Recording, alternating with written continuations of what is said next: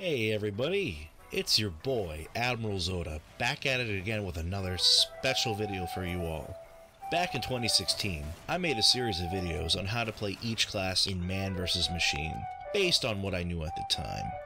My focus was to get across the best way to play each class as a beginner, as at the time I was still pretty mid-tier with the game mode. I only ever played 2 cities, as I viewed it as the most profitable tour of duty to complete. The goal being to get those sweet gold guns we know and love as Australiums. Fast forward to today, after dealing with life and settling down, I can now focus more on my YouTube career. I find that YouTube mixing with Team Fortress is the best avenue for me to go. I love playing Team Fortress, it's the only other game I play other than Warzone. So I figured, why not make a tutorial on how to play Mann vs Machine better? I still find people in random lobbies that don't understand what upgrades to get, and they're probably about like level 30 tours in, and they're still making some mistakes. It's not an issue, don't get me wrong, I still play the game with them, but there's a more efficient way to play it, and I want to convey how I play, and hopefully it would help you better your game. I've got over 100 tours right now. I've earned several Australiums, and have dealt with tons of lame crap this game likes to throw at you. From bots to trolls to tryhards, I've seen it all. With this video, I want to convey to you, my dear viewer, what I have experienced in terms of best ways to play as each class in this game mode, ranging from the easiest to the hardest class to play. Here's my list and guide to help you really improve your playthrough of Mann vs Machine and 2 cities. Before we get into the meat of this video, here's a couple of rules that I think you should follow to really help you along your way. This is how I play the game, these are my experiences, and I'm just sharing it out there. Maybe you can find use in it, maybe you won't find use in it, but these should help you out in the long run as much as they've helped me to get where I am today. Number 1, remember the goal. The whole reason you should be playing 2 cities is to be getting those kill streak kits and those golden goodies. If you want to have fun, go play boot camp or another tour. You should keep this in mind when deciding what class you're going to be playing. Your goal should be to play a class that you can have the most enjoyment with, while also mixing well with the rest of your team. The last thing you want to do is be the player that drags things along because you aren't doing your tasks. This could lead to a longer game, and you could end up getting kicked. Number 2. Always have a canteen equipped. The canteen was made for this game mode, to hold a brief crits charge. And well, I guess an Uber charge if you really get into it, but that's it. Okay, well maybe with the engineer, which is a special case, you can have the insta-build buildings canteen equipped, but all the other canteen abilities are useless. Don't ever invest money in them. Mainly because when you invest money into a canteen, it can't be refunded. Number 3, refund upgrades is your best friend. This little tool is fantastic.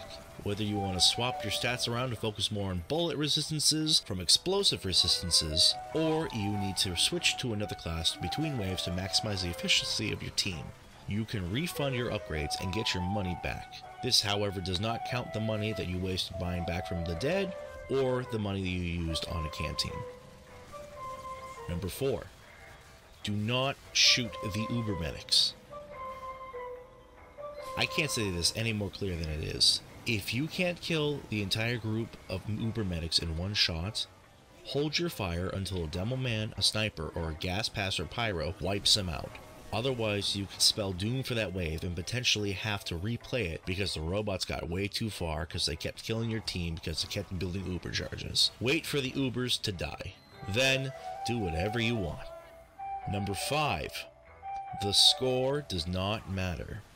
A lot of people, high tours it seems, have this idea that the temporary score in a mission is the be-all end-all for Mann vs Machine, and that you need to somehow stay out of their way while they execute their self-imposed warpath, while also being part of the meta that keeps things the exact same way for every single game. They have played this game mode so many times that they forget that the mission goal is gold weapons and rewards. They've replaced it with a finite binary coding that says they were the sweatiest in the lobby. The scores don't matter at all. Your goal and your team's goal should be get through this tour as fast as possible. So, with those rules out of the way, I'm going to be listing the easiest class to play to the hardest class to play.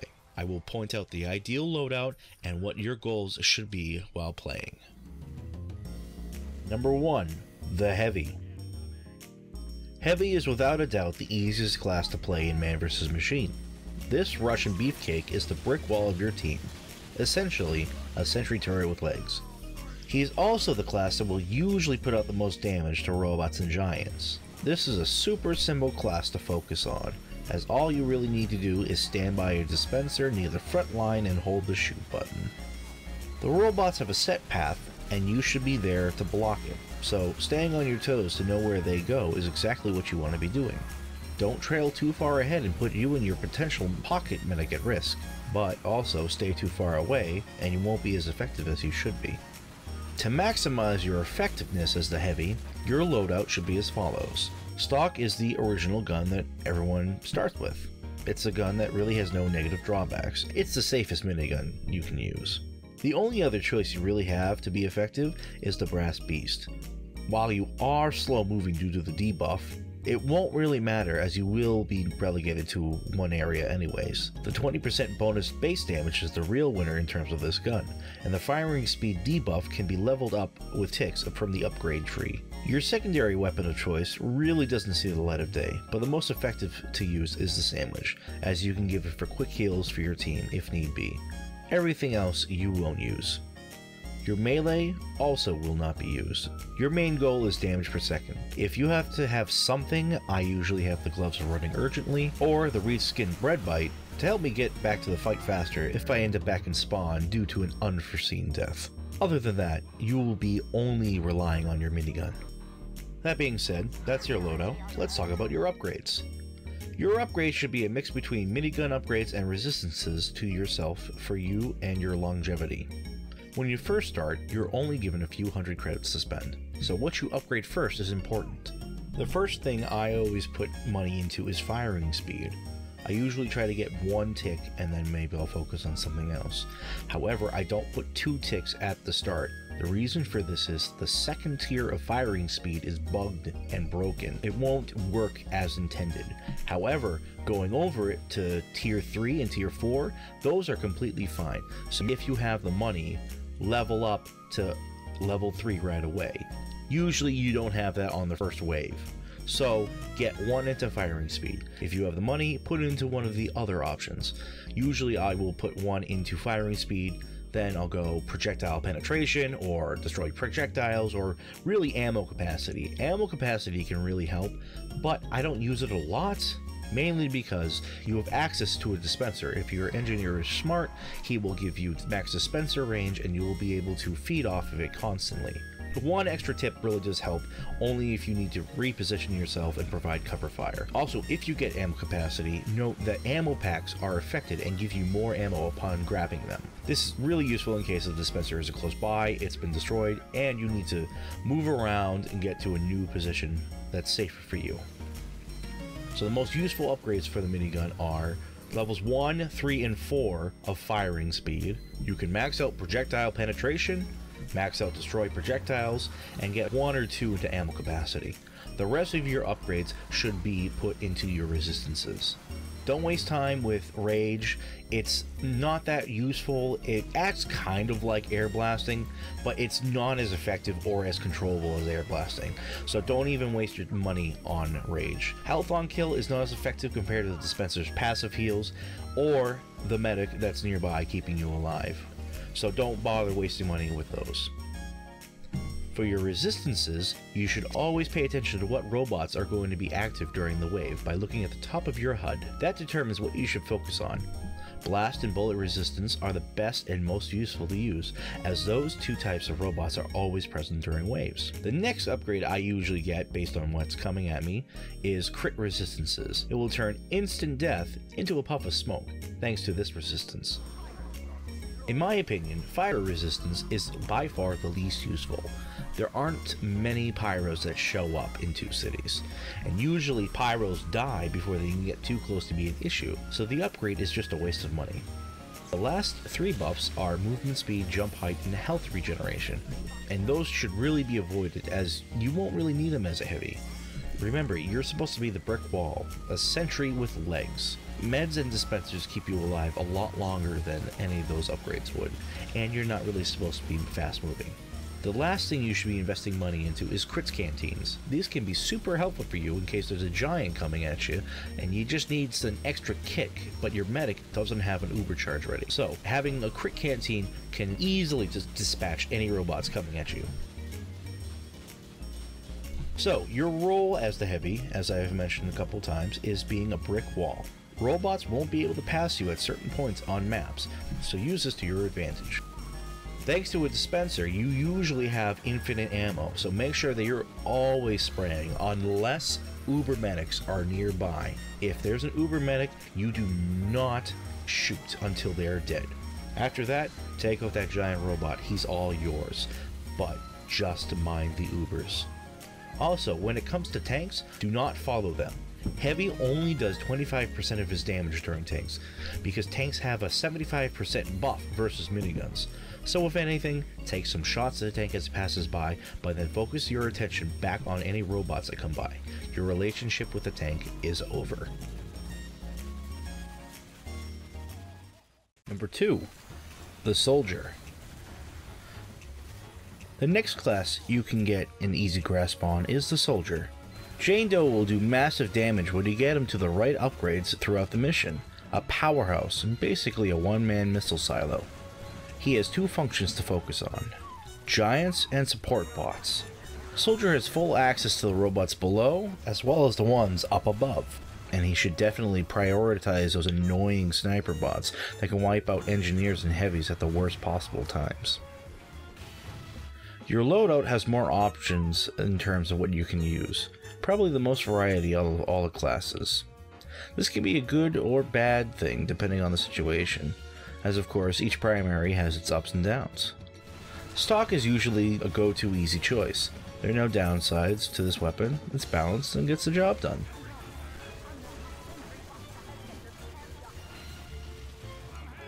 The original is in the same boat, the only difference being is it's down in the center instead of being up on your shoulder to the right. The next weapon I see more than any other primary is the Beggar's Bazooka. When you max out reload and fire speed, you can fire at extremely dangerous speeds, becoming a madman and killer of all robot kind. However, my main concern with the weapon is how inaccurate it can be at long range, which can result in a lot of wasted ammo, in my opinion. But the damage can usually outweigh this issue.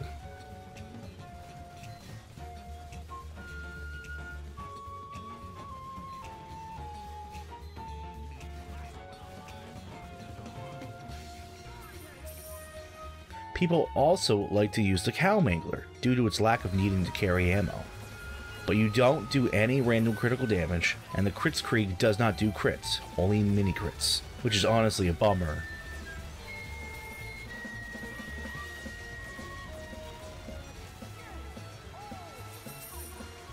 I personally like using the airstrike a lot, as you can get more ammo slots on kills and can demolish really anything when you combine it with the crits. Tanks and most giants get eaten by that combo.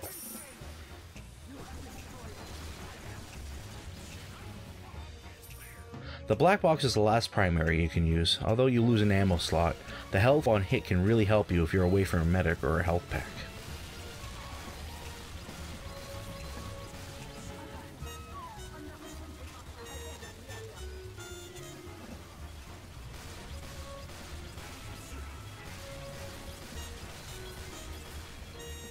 Your secondary slot should be the buff banner. Mini crits after several robot kills with your primary can come in super clutch for your whole team, as they all benefit from the banner.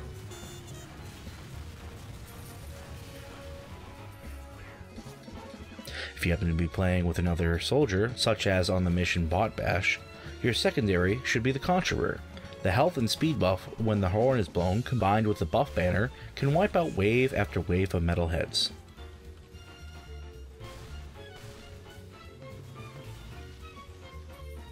If you are on a team with soldiers and there's already a buff and a conch, then run the battalion's backup, as the buff will honestly cover the rest of the team for most damage, as well as crits. Combining all 3 spells overpower doom for robots. However, always default to using the buff banner first. The only time to use the parachute is in conjunction with the airstrike, but that's it. Don't combine it with any other primary, as it will be pointless. Lastly, don't bother with any boots or shotguns. You won't ever use them.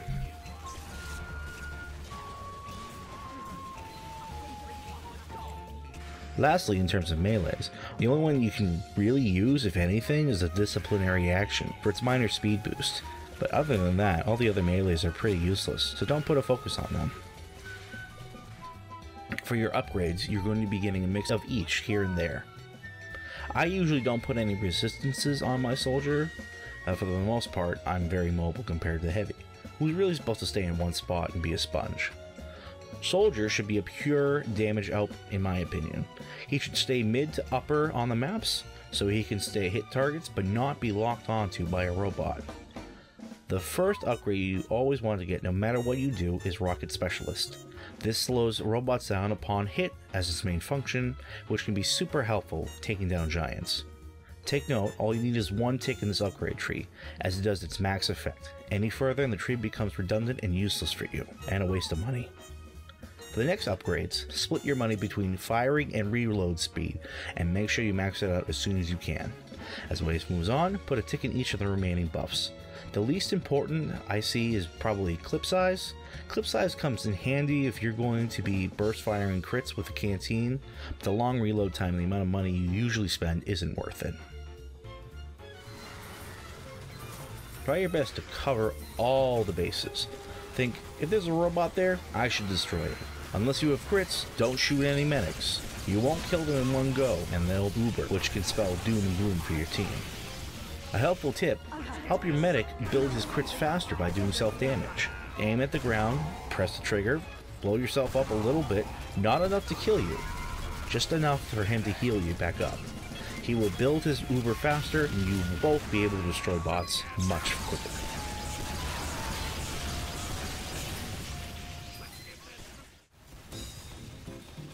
Number 3. Demoman.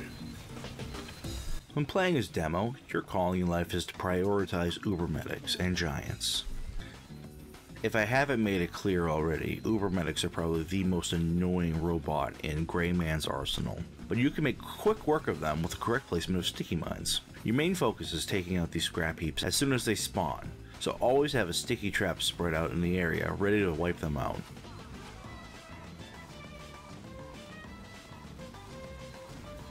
When thinking about your loadout, you should really only focus on upgrading and using your secondary. You generally won't be putting any money into your primary or your melee, so we can ignore both of those categories altogether. You have two choices for your secondary, either the stock or Scottish resistance. All other choices are useless for you.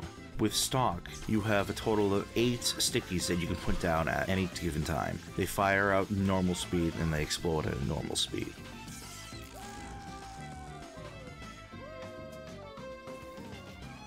With the Scottish resistance, you can put down up to 14 sticky mines at a time, remote detonate them. However, you can't just blow them up as soon as you shoot them out. You have to wait at least like 0.5 seconds before they're activated. So it can be a pain in the butt if you're trying to destroy something on the fly, but it's great for wiping out giants in one go. When upgrading, you should be prioritizing speed and damage.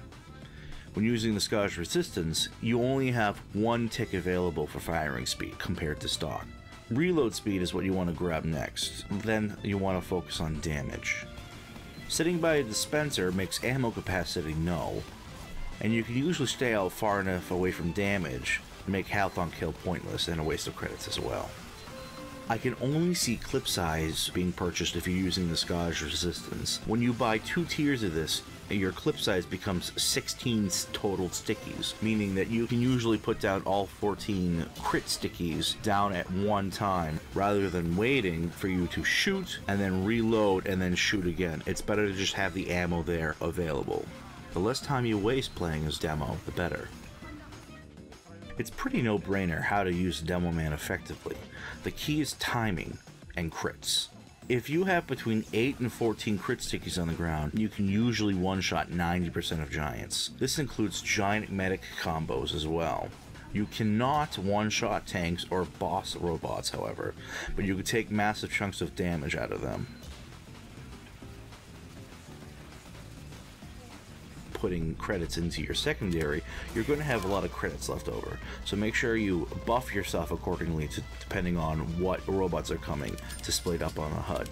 The rest of your money is going to be used into crit canteens.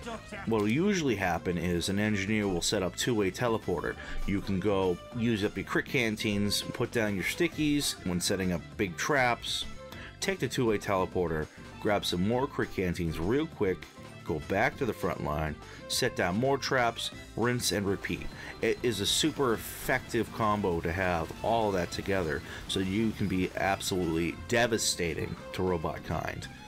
Just practice it, you'll get the hang of it. Make sure you don't accidentally fat finger the activate crit canteen button. I've done that before. Always make sure that you have a medic nearby. If your medic is cool, he'll give you some extra crits in between waves or in between any giants coming. So always be on your toes to let down a barrage of sticky bombs. When you're worried about placement, you're usually going to be down the front lines where the heavy is. There are instances where you go elsewhere, such as in Manhattan. They're on, I believe, wave 2 of Empire. There is a medic and giant sniper combo.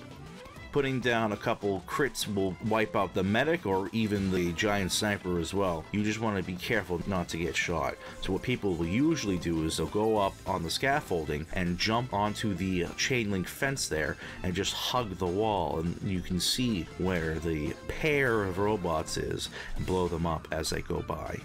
But your main goal when playing as the Demoman is to just prioritize those medics. You can always see when an Uber medic's coming by. Put down some stickies and get ready. Make sure your area is wide enough, but not too wide. There can be instances where your trap is too wide. Just get a feel for how the medics move, and you can see and get an idea of where they'll be. And then you can blow them up right away, saving your team from any unnecessary deaths. When it comes to giants, it's the same sort of idea. Giants are a little bit more tricky with where they will run, but most of the time, they're usually going to be going for the nuke that the robots carry, try to destroy our base. So just, if anything, place some stickies around there. But you'll get the hang of it, don't worry. Now, usually when you're playing as demo, you won't be doing anything other than secondary. However, there are instances where you can play as demo night. I don't condone this really unless you have a cool team and you're a pretty good demo knight. Your loadout, you can use either the booties or the peg leg, use the tide turner, and then I usually use the skull cutter, but you can also use the islander as well. The reason why you use the tide turner is you can use the charge, you have full control of where you go, and when you get a kill, it instantly refills your charging meter, so it comes out clutch. The skull cutter does more damage than any other melee, but it makes you a little bit slower, but that doesn't really matter once you put resistances into walking speed and jumping speed. The skull cutter is very good for tanks. When you max out the skull cutter, you can do really devastating damage. Usually, because you're hitting so much, the chances for getting a critical hit is much higher. So what you can do with tanks is go up, hit a robot, get a crit kill from it, and then just wail on a tank. You do 380 damage per hit, and you can usually hit the tank really, really fast while doing that damage. So it eats the tank up. However, I don't recommend playing the demo knight unless, again, your team is cool with it and you have a good grasp on the class, because you don't want to be dying every 5 seconds.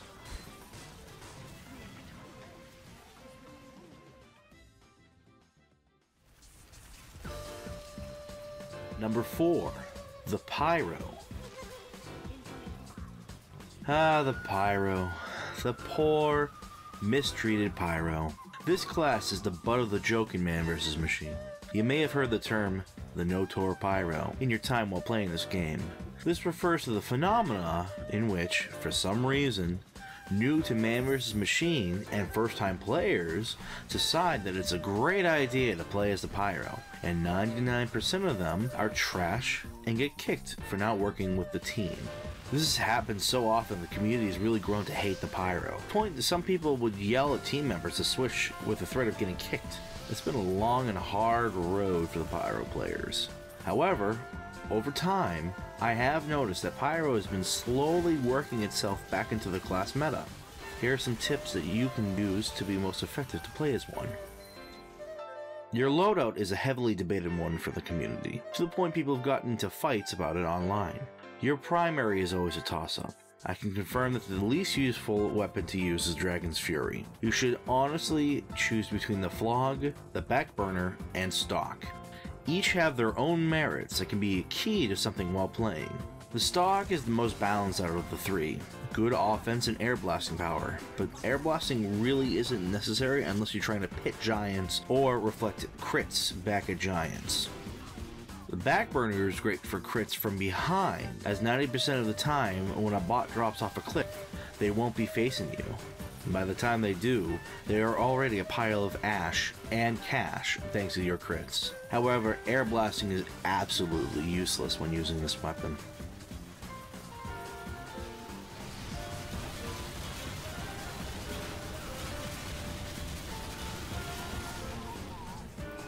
Lastly, the Flog is usually the go-to choice for tanks. Damage build for crits comes in clutch when trying to dispatch a tank as quick as possible, especially for Wave 7 of Hamlet Hostility, when there are 3 tanks all at once. However, random crits and air blasts are sacrificed completely, which is honestly fine in my book.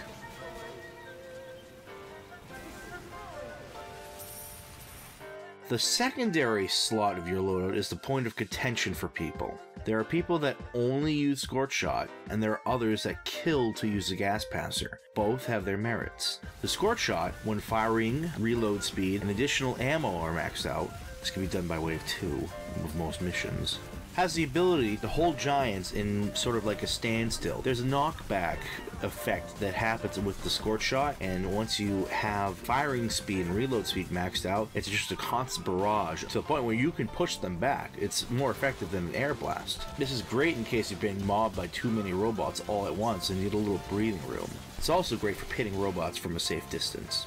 It could be a huge help in my opinion.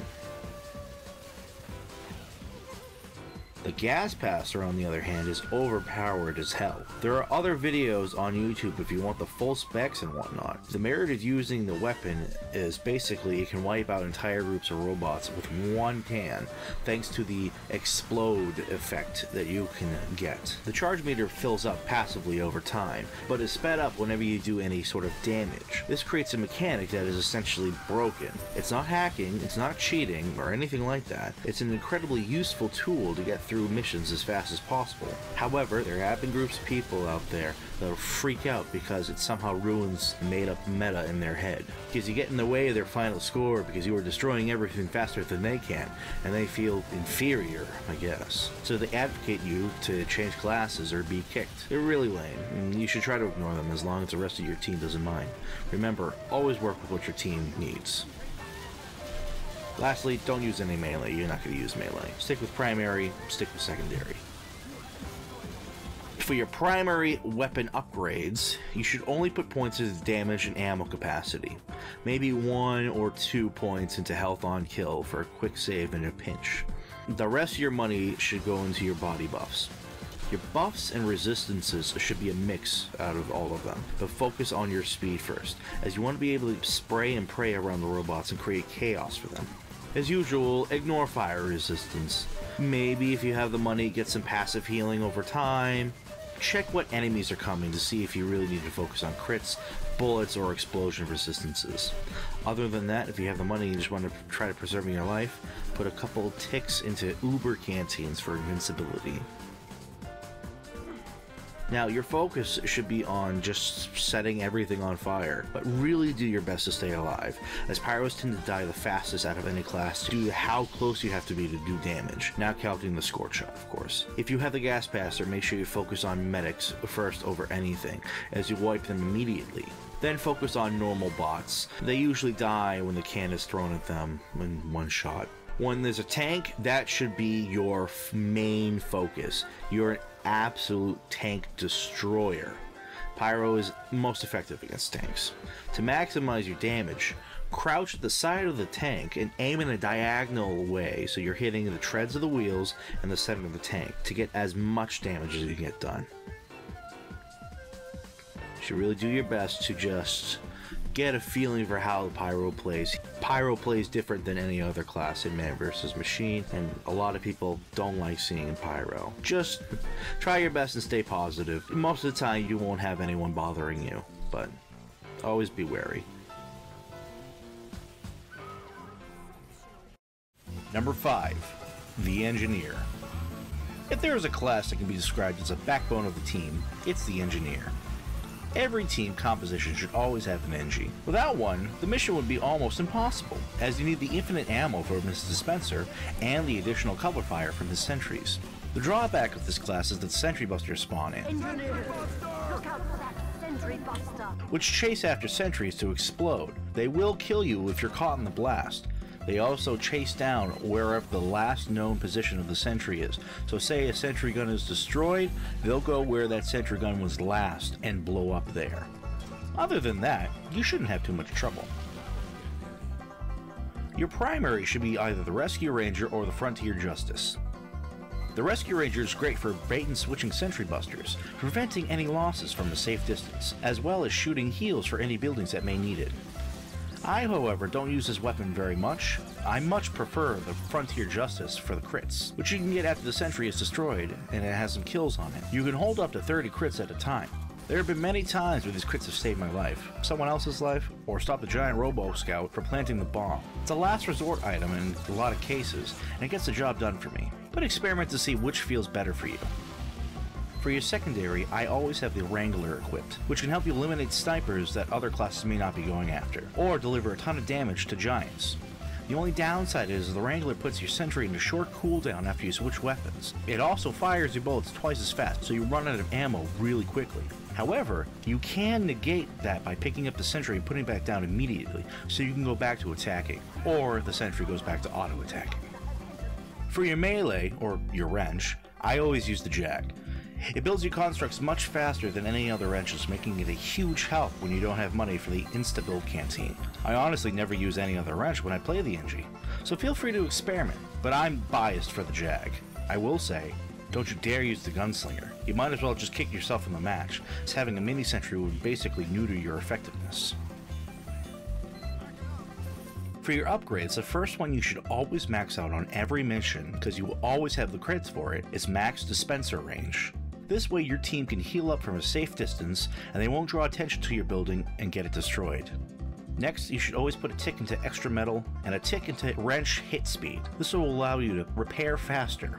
As the mission progresses, you will want to level up building, health, and firing speed, but be careful with firing speed, as maxing it out is bugged. It will sort of break your sentry, so keep firing speed just at 2 ticks. You should always have at least one insta-build camp team at a time. It's good practice and can help you out in an emergency. Depending on your team, you may want to purchase 2-way teleporters and place it out of the path of the robots on a ground level near the front lines for your team so they can go back and get canteens or get a quick upgrade. Lastly, don't bother with the mini-sentry. It's $500 that can be used much more effectively somewhere else, whether that be into your regular sentry or your buffs. For resistances, if I get anything, it's usually crit resistance. That's usually all I'll need, as I'm far away from major damage for the most part. I usually put 1 or 2 ticks into movement speed, and I will max out jumping. I'll tell you why in a minute. Most of the money that I have goes into buildings. It's far more useful for everyone in the long run, so keep that in mind when spending cash. Your positioning should always be off to the side. Never really be up front with the rest of the team, as you could endanger them with sentry busters.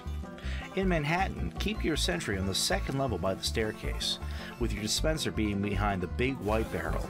If you can manage to get on top, you can do that as well. It will still reach your team. An alternative place you can put your sentry is on the oil tank in the center of the area. Putting it at a certain spot that's just right can make it safe from a sentry buster explosion. However, you can't use your sentry to block the giants that may come from downstairs, allowing them to capture the gate. The teleporter should either be by the crates opposite your sentry, or down on ground level out of a path of robots. Also, for an advanced tip, there's a bug on both maps. If you stay on the crates where your teleporter usually is, you max out jump height, every time there's a sentry buster, you can remote detonate it by jumping on the crates to your right and crouching. This makes the buster implode no matter where it is on the map, even before it gets down. This is fun, but it can kill your team if you're not careful. For positioning on Rottenberg, you can have your dispenser behind the giant rock just before the cliff. It's usually safe for being crushed or being shot at. Your sentry should usually be between the two rocks next to the palisade, or the fortification that's there, while you crouch and cover to heal the sentry. Your teleporter should either be in the auxiliary upgrade station, or over by the wall the robot snipers shoot you from. That area is usually safe for your team, but this is an advanced spot, so if you aren't confident in your team, don't bother putting it there. Lastly, the insta-kill buster spot is on top of the large rock pile on the right to the palisade. If you look on the highest part, there's a white spot. Standing on it will cause the sentry buster to die, but this is kinda out of the way, and 90% of the time the buster is already on the ground, so don't even use it. Just focus on keeping your buildings alive and your team will be grateful. Make sure your sentry doesn't pop those medics. The whole point of being an engineer is really support. As I said earlier, you are the backbone. You want to make sure that your sentry gun is always shooting, except when medics are around. You always want to make sure that your buildings are maxed out as much as they can be. Between waves, as soon as you put something down, it already levels up to level 3, so it comes in easy. There are certain waves where your positioning really is key. The only one I can think about on 2 cities for the time being is on, I think it's on Empire Escalation. 3 robo-NGs will spawn in on wave 3, I want to say, wave 2 or wave 3, and they'll start setting up sentries. If you put your sentry gun on the ramp right here, on the other side of the wall where the van is, it should be able to hit all 3 engineers. And then 3 more engineers will spawn in. Usually 2 will be right there. However, 1 will kind of run across the map over to where the boxes are, where your teleporter usually is. So just keep an eye out for him as well. But placing your sentry there will take care of those engineers and save your team from a lot of hassle. Other than that, it's all about really just keeping your buildings alive. Your sentry gun will do most of the killing for you, and your dispenser will prevent the robots from doing most of the killing. As long as you play it smart, play it fast, play it safe, you will be okay. Number 6, the Scout. Scout is the most important class, hands down. He's your main man for cash collection. Without him, most of your money would burn up and you would not be able to progress as easily as you should be able to. Your goal is basically to focus on cash collection, sniper management, and slowing down giants. Practice as best as you can to get out of the habit of attacking robots. That isn't your job anymore. You're literally a cash magnet. It gravitates to you faster than a fly to a piece of crap. Speed and maneuverability are your bread and butter with this class. Your primary, though it doesn't really matter too much, can be a couple choices. You can go with stock, the soda popper, or the shortstop. Obviously, the stock is the most well-rounded out of all the guns, a good choice for beginners. The soda popper has less shots, but upon damage builds hype you can activate and get additional jumping capability, which helps when you're trying to dodge giants or criticals. The shortstop people like to use, myself included, for its extra damage versus tanks and giants. There's also the added benefit that you can right-click on your mouse and do a shove animation, which acts as an air blast. Comes in handy with giants, mainly the scouts, but as I mentioned, your role is an offense. It's all about the money. Your secondary should always be Mad Milk. None of the other secondaries are as useful as Mad Milk. Not only does it allow your team to get healing when they damage a robot covered in it, but you can also get an upgrade to slow down any robots covered in Mad Milk, which can be super helpful versus giant scouts and giants in general. Any robot really, it comes in clutch. Getting the recharge rate on it as well can maximize your effectiveness as a scout. Your team will be thankful. As for the melee, I always have the Fan of War equipped. Upon hitting, marks the affected target with mini crit damage. It's just a little bit extra that can end a robot faster, which is great because your goal is to get through Mann Vs Machine as fast as possible. For your buffs and resistances, you're going to want to focus most of your money into this category. Your goal is to stay alive as long as possible and gather all the money as best as you can. Getting these buffs ensures this. Also, picking up money gives you overheal, and I believe you can get overheal up to 750 health points if I am remembering correctly. This goes hand in hand with each other, so you have no issue staying alive to get the extra $5 that's across the map on the other side of the critical rocket soldiers. Just be careful, run around, make sure that you stay alive. The first thing you should always upgrade whenever you're starting is movement speed. You're the scout, you're supposed to be fast. The faster you are, the faster you can get around robots and collect the money. Also, get some jump height and get some crit resistances. Of course, pay attention to what the HUD says up top to make sure that you get the correct upgrades and you don't waste money. That being said, since you're only going to be focusing on resistances really, and Mad Milk, you're not going to be wasting money. So just make sure you max out your resistances. You get an achievement for this too, so make sure you do that. Get that achievement. You want to get that achievement. It's great to have. Lastly, if it hasn't been clear before this point, your main function is to collect money. You need to do your best to get all the dosh that the robots drop. Otherwise, it just burns up, and that can lead to teammates freaking out. I haven't seen it in a long time. I hear people joking about it. Back in the day, people would kick a scout for missing one bundle of cash. It was really sad. People were very petty back then. But as long as you stick to your role, you will be fine. Also, another function you can fill the best, if you don't have a sniper around, is taking out the enemy snipers. That can be a big help for your team, so make sure you do that. But remember, money, money, money.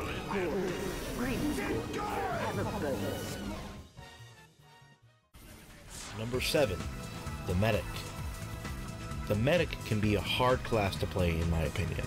There's a lot of responsibility you take on when you choose our German friend here. It's on you to keep everyone alive, to shield them from any harm with the ray shield, use crits at the correct times, try your best not to die and lose those crits, and then bring your team back from the freaking dead. Suffice to say, it's not a cakewalk. You do, however, have the potential to be the most powerful class in terms of damage assistance. Using the crit streak and the crit canteens on your team can wipe out giants in one-shots at times. So just be smart when playing as the Doctor and you will be in great shape. Your primary is pointless. You only need to focus on healing, so you can honestly put anything in this slot. You aren't going to be using it or upgrading it, so don't worry what you choose. For your secondary, there are honestly two choices for this, but people always go with the crit streak over the stock medigun, as damage output is too good to have over invulnerability. The crits with a heavy can eviscerate anything that comes close to him.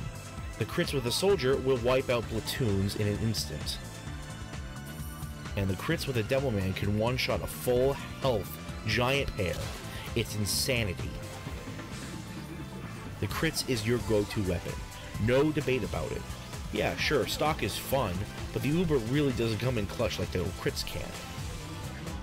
Your melee should always be the Uber Saw, as you can gather Uber charge on bots that pass by. The safest bot to go after for easy charging is the Sentry Buster. You can usually get 2 or 3 hits in while it's running by, but be careful. If it starts to explode, you can't hit the charge, and you will most likely die. Now, for your upgrades, you will want to get your Ray Shield first, as it can deflect all damage except for flames from the Pyro. But that won't matter, as they aren't a very common enemy in 2 cities. Next, you can work on the Overheal and Healing Mastery. I skip over the Ubercharge rate, as I can build up a much faster rate with the Uber Saw. Just 4 hits and you have a full charge. I also skip over duration, as most bots won't last long enough to warrant using this. The next skill tree to focus on is Canteen Specialist. This makes canteens cost $10 less per tick. So the crits canteen, which is usually $100, goes down to $70 per use, which is really nice when you're trying to help your team kill robots really fast. For buffs and resistances, I find that I can keep myself out of danger by standing back a bit from the action, only coming up close towards the heavy to pull up a ray shield now and then. If I get a buff, I get movement speed, and 1 tick of jump height, so I can move around and heal teammates faster. Also, to make a quick escape if danger is nearby. If you really need to get resistances, look at what the HUD says. Usually, if anything, I get crit resistances. It's, at this point, a staple to have. Keeps you alive much longer. Now, when playing the medic, the crit canteen is your best friend. At 70 crits for each use for the crits buff, you can spread it onto whomever you're healing at the time. Just make sure you're healing someone when you go to activate the canteen. If you aren't healing someone, you waste a canteen yourself. However, after you use the power-up and your teammate has crits, you can break that healing and move to another spot if you wanted to. Go heal someone else even. Now, your goal while playing as a medic is to stay nimble and provide healing for all your team members. And for the love of all that is good and gaming in this Steam world, revive your teammates, please.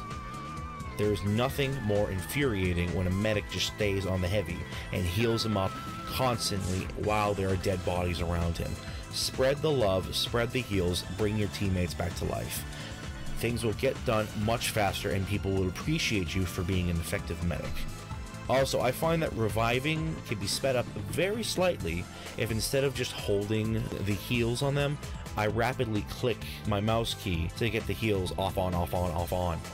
I don't know if it's 100% accurate, but I have seen mention of it on articles and online, and I've tested it myself. It seems to heal people faster. I can't be 100% sure, so test it out yourself, see for yourself. I think it does work. Ultimately, you're the judge. Also, make sure you use your ray shield whenever giants are nearby, whenever heavies are nearby, or wherever crits are present. Otherwise, you'll all die. Number 8. The Sniper. The Sniper was in the same category as Pyro at one point. No one wanted to see a sniper when booting up a new map. He has his strengths every now and then, but you really need to be super precise with your shots. Otherwise, you might as well not be there if you're missing the crucial targets. You also need to be aware of your surroundings when aiming down sights, which is much easier said than done, as you really need to focus on the robots around you. If you aren't careful, you could get killed by a spy bot.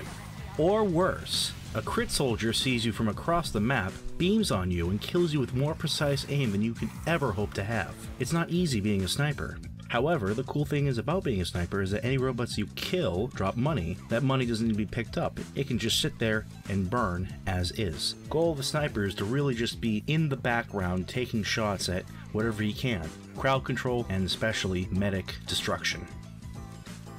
The best option for the primary for the sniper is the Hitman's Heatmaker. The benefit of this is with every kill you gain focus. This allows you to stay in a scoped view rather than taking a shot, unzooming, reloading, and then zooming back in and then charging again. It does it all in one go, and you can focus on getting your headshots in a quick succession. So it comes in clutch when shooting giants or large groups of robots. Stock sniper rifle is okay to use, it's balanced enough, but the best option really is the Heatmaker. No contest. All your other rifles will hinder you really, and don't get me started with the bows, you might as well kick yourself. For your secondary, I find that Girardi can be more useful than any of your other secondaries. Similar to Mad Milk, you can purchase an upgrade that allows robots to slow down, but instead of getting heals, it obviously does mini-crit damage. It's good if you're out of ammo and you're just running to go get ammo, throwing the jar over, getting those robots covered in it, getting your ammo and taking back up the rifle for getting some shots. Alternatively to the Girardi, people like to equip the Razorback so that they don't get a surprise backstab from a spy. However, there are spots where you can get out of the way so the spies can't get you for a cheap kill, like on top of barrels, on top of crates, or on top of rocks. So with this in mind, you can equip the Girardi, the mini-crits, the slowdown upgrade, and extinguishing team members that are on fire. Makes it a very versatile choice. It really depends on how you want to play this class. For your option of melee, I usually go with the Bushwhacker. When you have a buff bandit soldier on your team activated, your weapon, instead of doing mini-crit damage like normal, does crit damage. So it comes in real handy if you're going after a tank. Granted, being a sniper, you're going to be focusing more on giants, medics, and just normal robots in general. So you're not going to be really focusing on the tank, but it still comes in handy if you want to have some fun.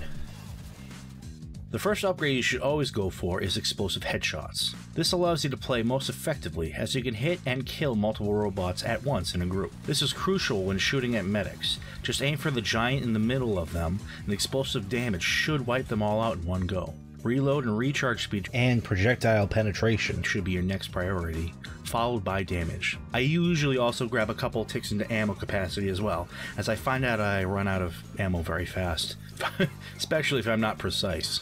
If I'm getting any buffs or resistances, I usually only get jumping height, so I can get on top of a boulder or the crates to be away from spies and really any other danger.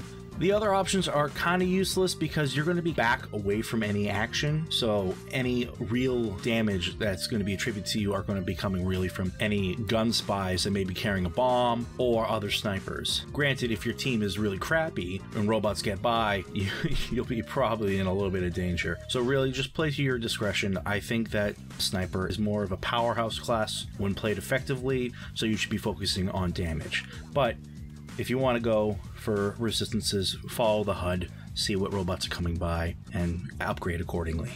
Now, your main goal as sniper is really medic control. When you see a group of them around the giant, aim for that giant after upgrading explosive headshots. Really, you can do it at any time, but if you're going to be doing anything, you really got to be picking off those medics. Your goal is really to be replacing a Demoman. Demoman is the most effective killer for any sort of medic groups, but if you're going to be playing a sniper, you should be going this route, because you're playing for the Demoman. Now, when explosive headshot is fully upgraded, you should be able to kill all the medics in one go, leaving one giant to be picked up by the rest of your team. Granted, you can keep firing to speed up the process. Your next focus is crowd control. Any robot you headshot will be affected by explosive headshots, so do your best to pick off any and all enemies, especially other snipers that are across the way, because they will definitely target you first. Another role you can take is killing any engineers in buildings. Staying out of range, you can easily headshot the engineers and eliminate sentries in case no one else can handle it, so feel free to take some pot shots. Just try your best to be as precise as you can. Take it slow enough that you can get a feel of playing with the sniper, because it's definitely a different feeling when playing against computers versus playing other players. All the robots have a set path, so once you get the feel of where they're going to be walking, you should have no issues taking any headshots and wiping out any robots in your way. And also, as I mentioned before, it's nice playing as a sniper. Any robots you kill drop bundles of cash, but instead of the green cash marks that fly up, it's usually a red cash mark that flies up. And so what happens with these is these bundles of cash will actually just burn up, but they won't be counted as a loss. It's specific to the sniper that these bundles of cash appear. So in case like you shoot a guy across the map and he's going towards spawn with the bomb, you take him out and no one's going to go and pick up his money, that money's not going to be lost, it's going to be saved. And you won't get the blame for not picking up any money. Or well, your scout won't get the blame for not picking up any money, because the more money you have, the better.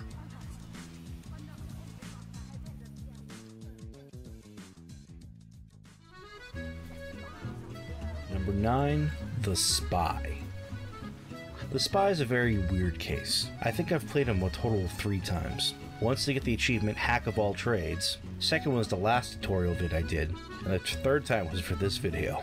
Spy honestly just seems like a waste of time for a class, at least in MVM, as anything he can do can be done better by other classes. His cloaking works so long as you don't bump into other robots or empty your meter from overuse. His bots beam on you instantly. He also usually dies in one explosion, making him the class you die as the most, even with buffs. I really don't have any more to say on him, so let's just get to his most effective loadout. The primary that I used was the Enforcer. However, I didn't really use it while playing, as your goal should really be money collection and disruption. Coming out of a disguise to take a pot shot will usually get you killed, extra damage or not. It's not worth it. The Diamondback can be used for the crits what you get from backstabs, so free crits are always welcome if you have the ability to get them. The only other gun I can see you using is the Lestranger, as it gives you some extra cloak for your meters so you can get out of a hairy situation if need be. For the knife, your main weapon of killing robots, I use stock or the Black Rose, this being the most balanced option compared to other knives. It seems all the other knives have a nerf that would just get you killed super fast. The kunai puts your health at 70 points base, causing you to die from literally everything if you can't get that overheal buff. The buff is great if you get it when you're getting a backstab, but you need to be on your feet and get chain stab to make it the most effective. The Big Earner gets you a nerf as well, putting you at a base of 100 health. The speed boost can help you for sure, but it's moot if you're getting killed by a random demo bot pill. The Spicicle melts if you catch on fire. Seeing that Pyros come in groups, you usually catch on fire immediately after being extinguished, while also losing your primary kill weapon for a bit.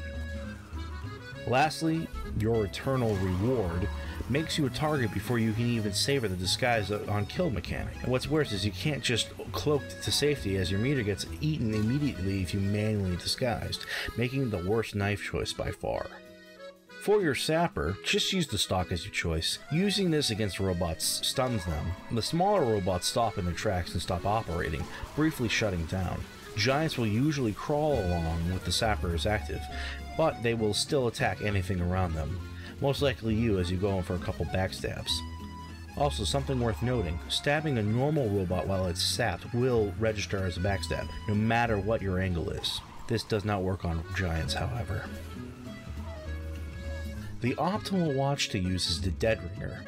Having robots think they kill you turns their attention from you immediately, allowing you to disguise and uncloak to get back to some quick stabbings and stuns while they aren't looking. The stock watch works okay, same goes with the cloak and dagger, but they don't usually have the versatility or speed that the Dead Ringer can possess when used in the proper fashion. When upgrading, the first thing you want to upgrade is the Sapper, being the spy's most useful tool for the whole team. Upgrading this results in a wider radius for stuns, as well as a longer period they stay stunned, so I recommend maxing this out as soon as possible. For your knife, don't bother maxing out health on kill, maybe get 1 or 2 ticks, but if you're using the kunai, don't level this up because it becomes redundant. The other upgrades are fine to pursue and can make you murder robots super fast. Don't put any upgrades into your pistol. For buffs and resistances, I recommend that you get movement speed and jump height, as they can get you out of hairy situations, prolonging your life. This can also help with money collection.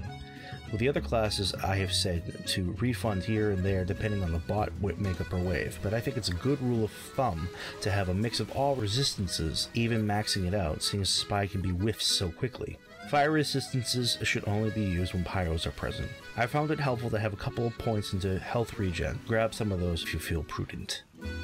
For canteens, I really just skipped these and didn't waste any money on them. I can't see anything being useful. We get crits from kills automatically if you have the upgrade, making the canteen crits obsolete. Now, your role as a spy is to be a nuisance to the robots. You want to be able to stun the groups of bots in their place, get some backstabs in, and circle back around while they're cloaked and disguised to repeat the process. Out of all the classes, Spy can kill the fastest and do the most damage, but his low health and robots all teaming up to focus on you makes him very difficult to play. The more you die, the less useful you are to your team, which is why the Spy has gotten such a bad rap over the years. If you're going to play Spy, you really need to be able to weave and maneuver around the field of robots. Land those sappers, grab some stabs, run away, repeat. If there is no scout on your team, you have to assume the role of money spy and focus on grabbing all the money in conjunction with your team. When there are giants and medics, sap the medics and take them out as soon as they get down, and then go after the giants. You can usually get them down in around 6 hits, depending on your upgrades and if you have crits on kill. However, they will usually turn around and target you if you aren't precise, or if they're a boss. So prepare to use a Dead Ringer in disguise until they are distracted by something else, and then swing back around for more. Play quick and don't get greedy for kills and you will be fine. Play it like you would play Dark Souls. Get a couple hits in, run away, return, and repeat. Playing Spy is the Dark Souls of Mann Vs Machine.